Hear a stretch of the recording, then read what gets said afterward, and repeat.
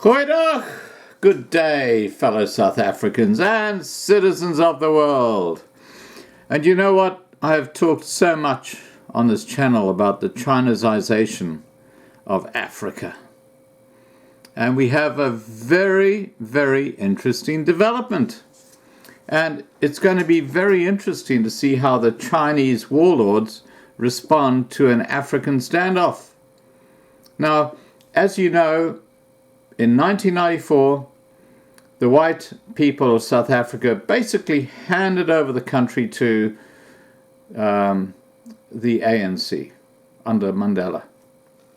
And they have totally, to be quite frank, they've effed it up. They've totally destroyed the infrastructure of South Africa. And what has happened is that China has come in, and China have this policy which is very, very, very smart, but very, very worrying, where they don't care what happens within a country politically. As long as they can do what they're doing, they're happy.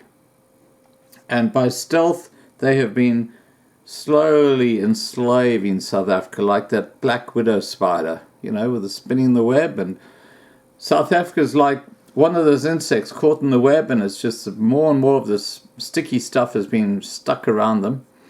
And the trouble is that the ANC leadership, forget about the EFF and BLF, they're just irrelevant, quite honestly, because they'll never get there. But the problem is that they do not understand what China is doing. And the NUM, which is the National Union of Mine Workers, is now striking against one of the Chinese mines. That ain't gonna go down well, guys, but here's the story. The National Union of Mine Workers said on Monday it was outraged that China Precious Metal Company, CAPM, had allegedly refused to listen to workers' demands. And I will be attaching a video to this intro so you can actually listen to firsthand what the NUM is saying. Some 69 NUM members staged an underground sit-in at No. 7 Shaft Mine in Orkney, Northwest Province at the weekend after they turned down the latest offer from the company. The union started wage negotiations with CAPM in September 2018. That's what it's over 6 months ago. It's 8 months ago. NUM President Joseph Montesetse said the management of the South African unit of the company had offered 8% to workers, which was allegedly overturned by the Chinese-based management, who decided to offer a 0% increase.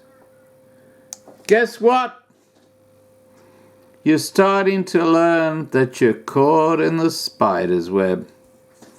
And if you talk to any of your Kenyan compatriots or your compatriots basically anywhere in Africa who are further down the track than you, you'll understand that this is just the start. You will become slaves to the Chinese. You just have no idea how good you had it. Montesetse said the company's attitude had angered the 69 workers, 55 males and 14 females, which led to the underground sit-in that entered its third day on Monday. After the intervention of the NUM, the management conceded on 8% with conditions that they can only link that to the job grading if there is production, and there will be no living out allowances, Montesetse said.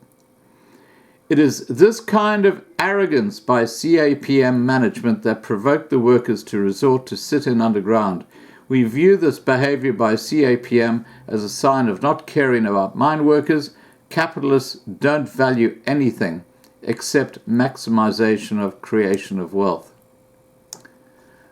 Montesetse called on the government through the Department of Mineral Resources, DMR, to urgently convene a high delegation meeting between the NUM, CAPM and the DMR to resolve the matter and ensure that all workers who are underground come to the surface. Now, I would just make this observation, that One Julius Malema wants to follow the route of the Chinese. There's no question about that. He's a communist. He's now got over 100 seats in Parliament. We're going to have the Mickey Mouse shows in Parliament when they reconvene. You can imagine all these EFF guys jumping up and down. And, South Africa is just... And the Chinese are sitting there, as I said before, like the widow spider in the wings.